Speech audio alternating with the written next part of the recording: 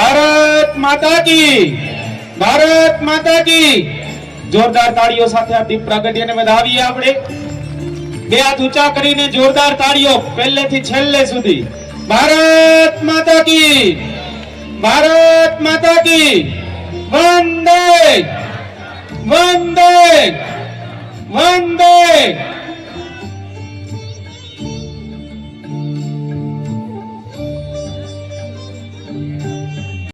સંકલ્પની સાથે સાથે દીપ જ્યોતિ પ્રાગટ્યની સાથે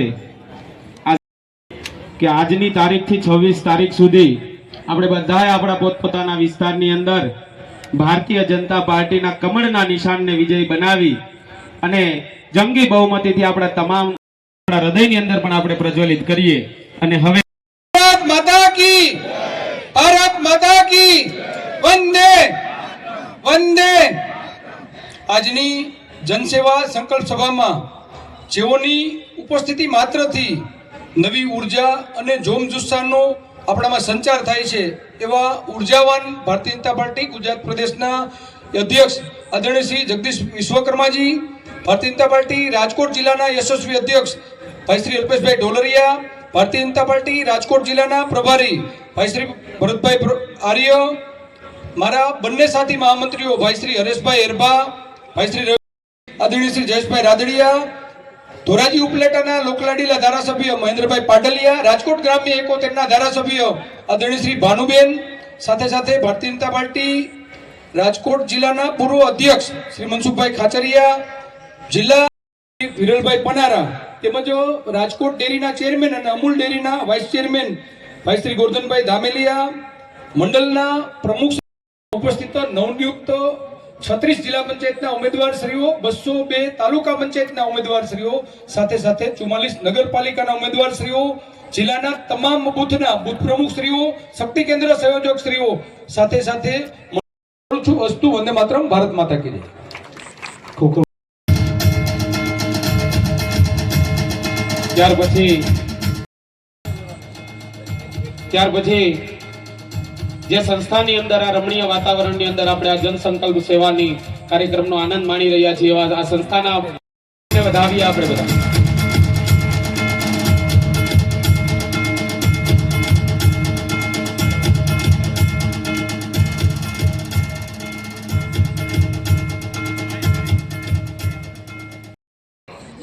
પ્રદેશ અધ્યક્ષ શ્રીનો આભાર માનવો પડે કે રાજકોટ સહિત આખા સૌરાષ્ટ્રના પ્રવાસમાં નીકળ્યા છે। અત્યાર સુધી લગભગ આપણે એવું જોયું હોય કે પ્રદેશ અધ્યક્ષને મળવા માટે આપણે ગાંધીનગર જતા હોય, પણ પ્રદેશ અધ્યક્ષ આપણા દ્વારા આવ્યા છે અને રાજકોટથી જુનાગઢનો કાર્યક્રમ હતો એમાં સાહેબે આપણને જિલ્લાને કાર્યક્રમ આપ્યો અને જિલ્લાને કાર્યક્રમ એટલા માટે અપાવ્યો કે હમણાં એક સૌરાષ્ટ્ર ઝોનનું આયોજન હતું રાજકોટમાં અને સાહેબે જે રીતે કાર્યકર્તાઓને રિચાર્જ કર્યા, દાખલા તરીકે રિઝર્વમાં આવેલી ગાડીને 40 લીટર પેટ્રોલ આવી જાય અને જેની ગતિ મળી જાય ને એવી રીતે કાર્યકર્તાઓને રિચાર્જ કર્યા, ત્યારથી મારા મનમાં જિલ્લા પ્રમુખ તરીકે એક વાત ખૂટતી હતી કે આપણા જિલ્લાના આગેવાનોને આ લાભ મળવો જોઈએ। એક ખાસ વાત એ હતી તમે સાહેબનું સન્માન કરતા પુસ્તકથી જોયા। સાહેબ પ્રદેશ અધ્યક્ષ બન્યા ત્યારે એક વિચાર મૂક્યો, એક વિચાર કેવડો વટવૃક્ષ બને ને એની મારે તમને વાત કરવી છે। સાહેબ એક વિચાર મૂક્યો કે બુકે નહીં બુક આપો, કારણ કે અત્યારે આપણે સાહેબને અત્યારે બુક આપી, આ જ જગ્યાએ બુકે આવ્યા હોત તો અત્યારે ક્યાંક શાંત સવાર લગીનમાં ક્યાંક કરમાઈ ગયા હોય અને એની ડસ્ટબિનમાં વહી જાય, ખર્ચ તો એના બુક કરતા વધારે થાય। તો સાહેબે એવો વિચાર કર્યો કે ભાઈ બુકેથી મારું સન્માન કરવા આવે, હારથી કરવા આવે તો એ તો મારું સન્માન થઈ જાય, એને નાખી દેવાના, એની જગ્યાએ પ્રદેશ અધ્યક્ષ બનવાની બાળકોની ઘરે પહોંચી ગયા છે ને બાળકો એમાં લેસન કરે છે। આ વાત હું એટલા માટે કરું છું કે આ વાત આપણે બધાએ માન્ય રાખવી। બીજી વાત કે આજે લગભગ સાહેબ અમારા જિલ્લાનું ક્રીમ કે જેને તમે ચૂંટણી લડવામાં કાર્યકર્તા મત લેવા જવાના છે અને બધા જ અમારા આવ્યા છે અને હું તમને જિલ્લા પ્રમુખ તરીકે આ અમારો જિલ્લો છે ને સાહેબ એ અમારો પરિવાર છે, અમારા કાર્યકર્તા એ અમારો પરિવાર છે. અને લોકો વચ્ચે જવાના છીએ ત્યારે જનસેવા કરવા માટેનો સંકલ્પ એ આપણા આદરણીય પ્રદેશ અધ્યક્ષ શ્રીના માર્ગદર્શન અનુસાર આપણે લેવાના છીએ. ત્યારે આપ સૌને વિનંતી કરીશ, હું ભાજપના કાર્યકર્તા તરીકે નાગરિક કર્તવ્ય અનુસરીશ અને હું પંડિત દીનદયાળજીના અને ભાજપની પંથનિષ્ઠામાં વિશ્વાસ ધરાવું છું. પ્રધાનમંત્રી શ્રી નરેન્દ્રભાઈ મોદીજીના નેતૃત્વમાં વિકાસની રાજનીતિ અને ભારતીય સંસ્કૃતિની વિચારધારા અને વિરાસતનું મને ગૌરવ છે અને તમામ વિકસિત ભારત સાથે એક ભારત શ્રેષ્ઠ ભારતના સ્વપ્નને સાકાર કરવા હું મન, કર્મ, વચન થી તત્પર રહીશ. હું ગુજરાતના ગૌરવ, શાંતિ, એકતા અને વિકાસ માટે પ્રમાણિક યોગદાન આપતો રહીશ. હું ભાજપની વિચારધારા અને વિકાસ યાત્રામાં જનસંકલ્પ, જનસંવાદ, જનસેવા દ્વારા નાગરિક દેવો ભવ ના ભાવ સાથે કાર્ય કરતો રહીશ. હું જનસેવા એ જ પ્રભુ સેવાના મંત્ર સાથે ભાજપની કેન્દ્ર સરકાર અને રાજ્ય સરકારના વિકાસ કાર્યો અને યોજનાઓને છેવાડાના માનવી સુધી પહોંચાડવાના સતત પ્રયાસ કરીશ. જય જય ગરવી ગુજરાત. ભારત માતા કી જય. વંદે માતરમ. ધન્યવાદ.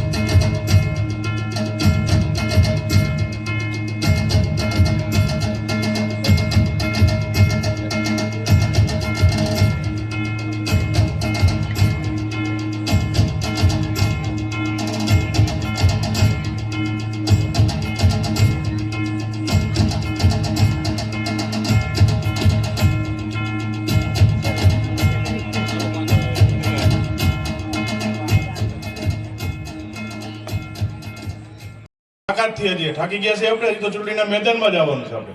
ભારત માતા કી, ભારત માતા કી, વંદે વંદે. જેતપુરના આંગણે આજની આપણી સભાની અંદર આપણી સૌની વચ્ચે ઉપસ્થિત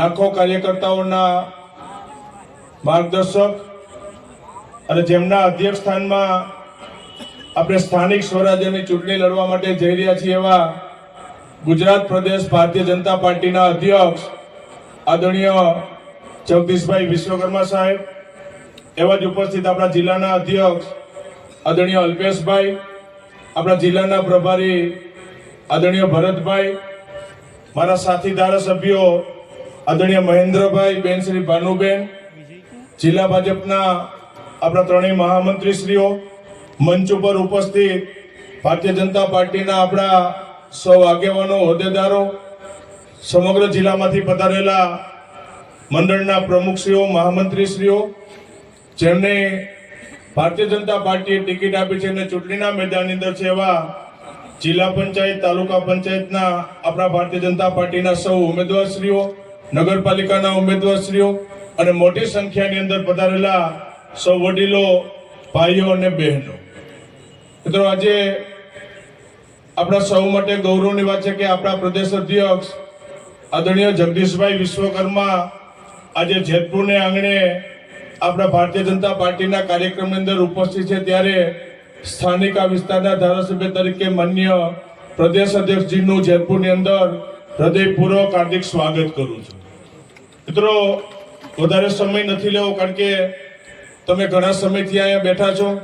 પ્રદેશ અધ્યક્ષજીને આપણે આજે સાંભળવાના છે, પણ આપણા માટે ગૌરવની વાત છે કે સૌરાષ્ટ્રના પ્રવાસ દરમિયાન રાજકોટ જિલ્લા ભાજપનો કાર્યક્રમ આજે તાત્કાલિક અસરથી આપણને રાત્રે સૂચના મળી અને જેતપુર ખાતે આયોજન કરવામાં આવ્યું અને ટૂંકી નોટિસથી તમે મોટી સંખ્યાની અંદર ઉપસ્થિત રહ્યા, તમારો પણ આભાર વ્યક્ત કરું છું.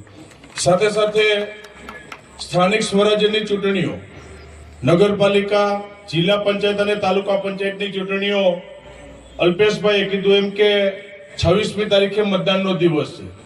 ભારતીય જનતા પાર્ટીના કાર્યકર્તાઓ બૂથ સુધી જઈને જ્યારે કામ કરતા હોય અને જે લોકોને ઉમેદવાર તરીકે પાર્ટીએ ટિકિટ આપી, વિશ્વાસ મૂક્યો છે ને હજારો કાર્યકર્તાઓ લડી શકે છતાં પણ પાર્ટીએ નિર્ણય કરીને જે તમને ટિકિટ આપી છે, તમારા પાછળ તમને જીતાડવા, ભારતીય જનતા પાર્ટીને જીતાડવા માટે હજારો કાર્યકર્તાઓ દિવસ રાત જોયા વગર આવનારા દિવસોમાં કામ કરવા માટે જઈ રહ્યા છે ને રાજકોટ જિલ્લા પંચાયત, નીચે આવતી તમામ તાલુકા પંચાયત અને નગરપાલિકાની અંદર ભારતીય જનતા પાર્ટીનો ભવ્ય વિજય થાય એ દિશામાં સાથે મળીને આગળ વધીએ, કારણ કે આ ચૂંટણી એ ગ્રામ્ય વિસ્તારની ચૂંટણી છે.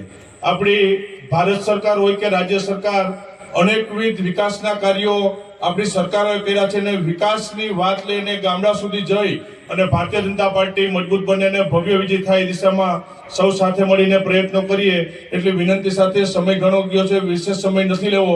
માન્ય પ્રદેશ અધ્યક્ષજીનું આપણને માર્ગદર્શન મળશે અને કાર્યક્રમ પૂર્ણ થાય પછી જે બહારના તાલુકામાંથી પધાર્યા છો એમને જમવા માટે અને જવા માટે વહેલો વારો આવે પહેલા એને જવા દેજો, શાંતિ રાખજો, વ્યવસ્થા જાળવવામાં, કારણ કે ભારતીય જનતા પાર્ટીના આપણે કાર્યકર્તાઓ છીએ, ક્યાંય અવ્યવસ્થા ન થાય એ માટે તમને સૌને નમ્ર વિનંતી કરી અને આ સ્થાનિક સ્વરાજ્યની ચૂંટણીમાં ભારતીય જનતા પાર્ટીનો જ્વલંત વિજય થાય એ માટે પ્રદેશ અધ્યક્ષે આપણી વચ્ચે ઉઠે છે. બે હાથ ઊંચા કરીને આપણે કોલ આપીએ કે તમામ સ્થાનિક સ્વરાજ્યમાં, જિલ્લા પંચાયત, તાલુકા પંચાયતમાં ભારતીય જનતા પાર્ટીનો ભવ્ય વિજય થશે એવા કોલ સાથે ભારત માતા કી, ભારત માતા કી. સૌનો ખૂબ ખૂબ આભાર, ધન્યવાદ. ભારત માતા કી. સભા છે ને, મને કે સાહેબ આ ભારતીય જનતા પાર્ટીના આખા રાજકોટ જિલ્લાના કાર્યકર્તાઓ છે. આજે આ સંકલ્પ યાત્રાની અંદર એક સરસ પાછળ સ્લોગન છે, જન સમર્થન ભાજપને, જન સમર્થન વિકાસને.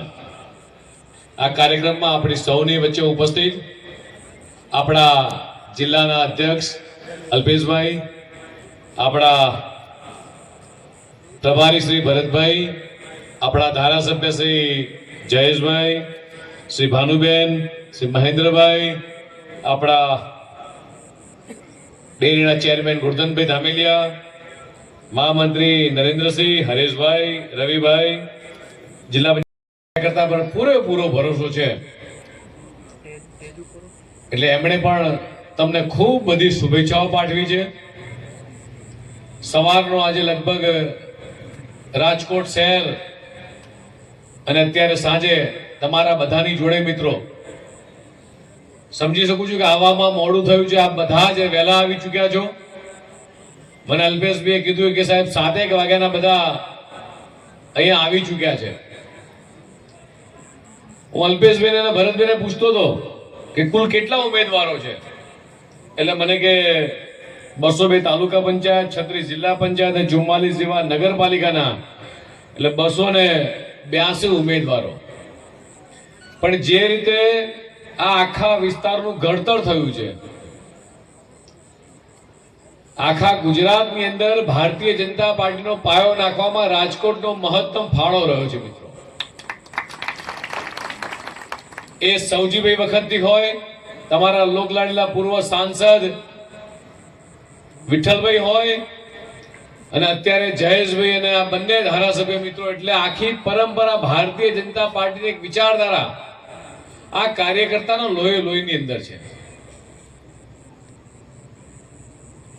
સૌરાષ્ટ્ર આવવાનું થયું, પ્રોગ્રામ બનતો તો આજે જે કાર્યક્રમ આપણે સંકલ્પ લીધો, એ સંકલ્પ સમગ્ર ગુજરાતની અંદર માન્ય મુખ્યમંત્રીશ્રી અમદાવાદમાં લેવડાવ્યો. હું સવારે રાજકોટ શહેરમાં હતો. 15 જેટલા મહાનગરની અંદર જે 365 દિવસ એ સતત પ્રજાની વચ્ચે રહે છે. ચૂંટણી આવે અને દેખાય, ચૂંટણી જાય અને જતા રહે, એ ભારતીય જનતા પાર્ટીનો કાર્યકર્તા નહીં, એ માત્ર ને માત્ર બહુ રૂપિયાની પાર્ટીનો કાર્યકર્તા હોય કે ચોમાસું આવે ને દેડકાની જેમ ઉભરી આવે, એ માત્ર ને માત્ર કોંગ્રેસ કે અન્ય પક્ષના કાર્યકર્તા હોય. આપે હમણાં જોયું, જયેશભાઈએ કીધું એમ કે અન્ય પક્ષના લોકો આજે કોંગ્રેસ છોડી અને ભારતીય જનતા પાર્ટીનો ભગવોમાં પહેરાઈ રહ્યા છે. એનું એક માત્ર કારણ છે મિત્રો, દેશના યશસ્વી પ્રધાનમંત્રી માનનીય મોદી સાહેબે જે રીતે વિકાસની રાજનીતિની ભેટ એ માત્ર ગુજરાતને નહીં પણ સમગ્ર દેશને આપી છે. આ વિકાસની રાજનીતિની ભેટ જોઈ અને આજે માત્ર ગુજરાતમાં નહીં, દેશભરની અંદર અત્યારે દેશના અલગ અલગ 5 રાજ્યોમાં જે ઇલેક્શન ચાલી રહ્યું છે, આપ જોતા હશો કે લાખોની જનમેદની, કે આસામ હોય કે બંગાળ હોય, દેશના યશસ્વી પ્રધાનમંત્રી માનનીય મોદી સાહેબને સાંભળવા માટે આવી રહી છે. આ માત્ર એક જિલ્લાના કાર્યકર્તા છે. કોંગ્રેસની સભા થાય, કોંગ્રેસના રાહુલ ગાંધી આવે અથવા કોંગ્રેસના ગુજરાતના પ્રમુખ નીકળે, 500 ખુરશી માંડ ભરાણી હોય, એમાં 50% ખુરશી ખાલી રહે. એટલે મારે કહેવું છે કોંગ્રેસના નેતાઓને કે ભૂલે ચૂકે ગુજરાતમાં આવવાનું છોડી દો. આજે મને તમને જાણીને નવાઈ લાગશે મિત્રો, આજે ગુજરાતની અંદર આજ સવારથી સાંજ સુધીમાં 150 કરતા વધારે સીટો ઉપર એ ભારતીય જનતા પાર્ટીના કમળના પ્રતીક વાળા બિનહરીફ લોકો થયા છે. તાલુકા પંચાયત હોય, જિલ્લા પંચાયત હોય, નગરપાલિકા હોય, 150 કરતા વધારે ઉમેદવારો એ ભારતીય જનતા પાર્ટીના કાર્યકર્તાઓ એ મિત્રો બિનહરીફ થયા છે. આનું એકમાત્ર કારણ છે, હું અહીંયા બેઠેલા મારા દેવ દુર્લભ કાર્યકર્તાને પૂછવા માંગુ છું કે જ્યારે તમે નીચે જાઓ ત્યારે કદાચ કોઈ કોંગ્રેસનો વ્યક્તિ તમારા ઘરના બારણે આવે ને બારણું ખખડાવે તો પૂછજો કે અત્યાર સુધી કોંગ્રેસે શું કર્યું. અને એની સામે ભારતીય જનતા પાર્ટીના મારી સામે બેઠેલા કાર્યકર્તાને પૂછવામાં આવે કે અત્યાર સુધી આ છેલ્લા 30 વર્ષથી તમે કમળના પ્રતીક ઉપર જે નિશાન મારો છો, તમારો એક વોટમાં કેટલી તાકાત છે. કોંગ્રેસના વખતની અંદર અહીંયા બેઠેલા તમામ લોકો, આ મંચ પર બેઠા તમામ લોકોને બધાને યાદ છે કે કોંગ્રેસના વખતમાં ગાંધીનગરથી સાબરમતીથી એક ટ્રેન ઉપડે, એ ટ્રેનની અંદર પેસેન્જર ના હોય, ટ્રેનની અંદર ટેન્કરમાં ભરેલું પાણી હોય ને સૌરાષ્ટ્ર ને રાજકોટ સુધી એ ગાંધીનગર સાબરમતીથી મિત્રો પાણી મોકલવું પડતું હતું. આ દિવસો આપણે બધાએ જોયા છે.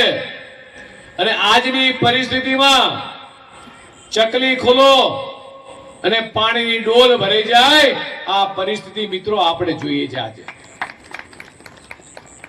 દાદા મારી માતાઓ અને બહેનો કિલોમીટર સુધી એ માથે બેડા ઉંચકી પાણી ભર લેવા જતી હતી. એ દિવસો ગુજરાતની પ્રજા ભૂલી નથી. આભાર માનીએ સરદાર સાહેબનો, સરદાર સાહેબે જો સપનું ના જોયું હોત સરદાર સરોવરનું, નર્મદ કેવડિયા ખાતે જે નર્મદા ઉપર જે ડેમ બાંધવાનું સપનું એ સરદાર સાહેબે જોયું, પણ કોંગ્રેસીઓના મનમાં એ ગુજરાત માટેની તૃણા એ આજનીથી નહીં, એ વર્ષોથી તૃણા હતી. સરદાર સાહેબને વડાપ્રધાન બનતા રોકવાનું કામ કર્યું હોય તો કોંગ્રેસે કર્યું હતું. સરદાર સાહેબને હર હંમેશા અન્યાય કરવાનું કામ કર્યું હોય તો આ કોંગ્રેસે કર્યું હતું. અને એમણે જોયેલું સપનું, આ સપનું સરદાર સાહેબે જોયું છે એટલે સાકાર ના થવું જોઈએ. આ સરદાર સરોવર ડેમમાં વખતો વખત રોડા નાખવાનું કામ કર્યું હોય તો માત્ર ને માત્ર કેન્દ્રની કોંગ્રેસ સરકારે કર્યું. આખા દેશમાં એકમાત્ર મુખ્યમંત્રી એવા હતા કે જેમણે સરદાર સરોવર ડેમના દરવાજાની ઊંચાઈ વધારવા માટે, દરવાજાના ડેમના દરવાજા લગાવવા માટે ઉપવાસ ઉપર ઉતરવું પડ્યું હોય, અને ત્યારે કોંગ્રેસના કેન્દ્રની સરકાર આપણને જવાબ આપતી કે ફોરેસ્ટ ડિપાર્ટમેન્ટ એ મંજૂરી નથી આપતો, ફલાણો ડિપાર્ટમેન્ટ મંજૂરી નથી આપતો, આ ડિપાર્ટમેન્ટ મંજૂરી નથી આપતો. આભાર માનીએ દેશના યશસ્વી પ્રધાનમંત્રી માનનીય મોદી સાહેબનો. વડાપ્રધાન બનતાની સાથે જ માત્ર 17 દિવસની અંદર સરદાર સરોવરના દરવાજા લગાવવાની મંજૂરી આપી. અને એ વખતના ગુજરાતના મુખ્યમંત્રી માનનીય આનંદીબેન પટેલે એક પણ મિનિટનો વિલંબ કર્યા વગર સીધા જ કેવડિયા કોલોની ખાતે જઈ સરદાર સરોવર ડેમ પર શ્રીફળ વધેરી અને દરવાજા લગાવવાની શરૂઆત કરાઈ.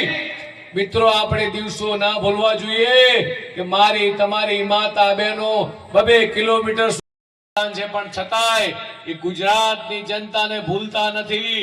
ગુજરાતના તમામે તમામ વિકાસના કામો, લોકાર્પણના કામો મિત્રો આઈને આપણી બધાની વચ્ચે આપણને અર્પણ કરે છે.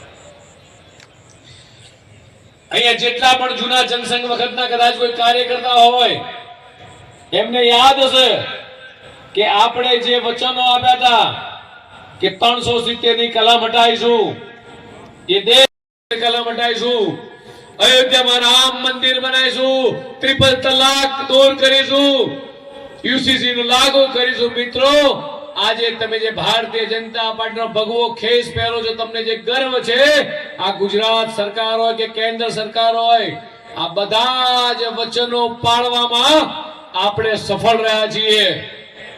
દેશના યશસ્વી પ્રધાનમંત્રી માનનીય મોદી સાહેબના વડપણ હેઠળની સરકારે સૌથી પહેલા 370 ની કલમ દૂર કરી અને આખા ભારતને મજબૂત કરવાનું કામ કર્યું છે. રાષ્ટ્રની એકતા અને સુરક્ષા વધારવાનું કામ કર્યું છે. 550 વર્ષની જૂની લડત સનાતન હિન્દુ ધર્મની લડત હતી. અયોધ્યામાં ભગવાન રામ મંદિર એક દૂર ટેન્ટમાં બિરાજમાન હતા. લાખો ટન કાગળો એ આપણે કોર્ટમાં જમા કરાયા. મારે એમ કેવું હોય કે જયેશભાઈ કોના દીકરા, તમે શું કહેશો? જયેશભાઈ કોના દીકરા? જયેશભાઈ નું વતન કયું? આ બધું આપણને ખબર છે. ભગવાન રામ અયોધ્યામાં જન્મ્યા છે, રાજા દશરથના પુત્ર છે.